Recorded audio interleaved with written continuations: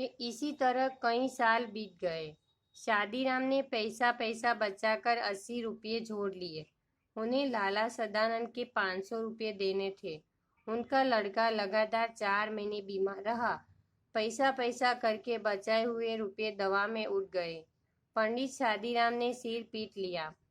अब चारों ओर फिर अंधकार था। उसमें प्रकाश की हल्की सी किरण भी दिखाई न देती थी।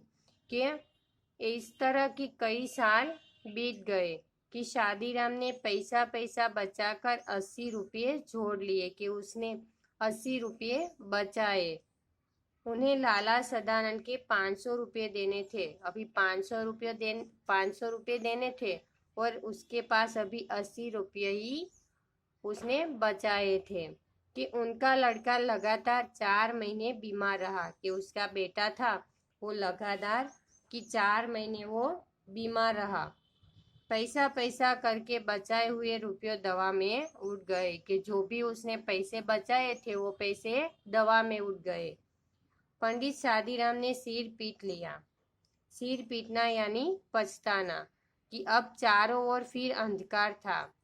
उसमें प्रकाश की हल्की सी किरण भी दिखाई न देती थी। कि शादीराम पछताने लगे कि अभी तक के उसके 500 रुपये हमें वापस नहीं दिए और चारों ओर उसे अंधकार ही दिखाई देने लगा।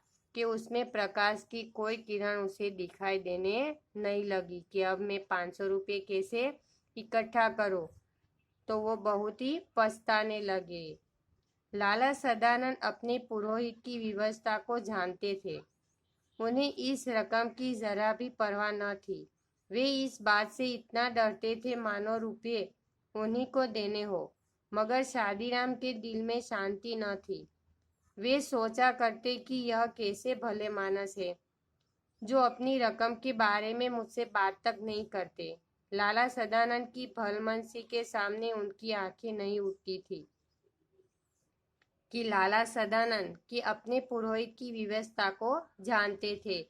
कि लाला सदानंद है वो कि शादीराम की जो व्यवस्था थी कि पैसे अब तक वो लौटा नहीं सके, तो ऐसी व्यवस्था को वो जानते थे।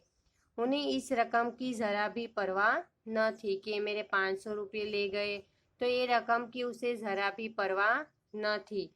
वे इस बात से इतना डरते थे मानो रुपये उन्हीं को देने हो। मगर शादीराम के दिल में शांति न थी। वे सोचा करते कि यह कैसे भले मानस है जो अपनी रकम के बारे में मुझसे बात तक नहीं करते। कि ये कैसे भले मानस है कि ये पैसों के बारे में वो मुझसे बात भी नहीं करते। और लाला सदानंद की भली मनसी के सामने कि उनकी आंखें नहीं उठती थी। कि लाला सदानंद है वो बहुत ही भले मानस थे। भले मन यानी कि बहुत ही शराफत के थे। तो उनके सामने कि मेरी आंखें भी उठती नहीं थी, क्योंकि उसने 500 रुपये उधार लिए थे और उन्हें वापस करने थे। पर कि लाला सदानंद है वो उनसे रुपये भी मांगते नहीं थे। वो बहुत ही भले आदमी थे। तो एक दिन लाला सदानंद किसी काम से पंडित शादीराम के घर गए। उनकी अलमारी में कई 100 बंगला, हिंदी और अंग्रेजी की मासिक पत्रिकाएं देखकर बोले, यह क्या है पंडित जी। अब एक दिन क्या हुआ कि लाला सदानंद है कि कोई काम आ गया होगा, तो वो पंडित शादीराम के घर जाते हैं।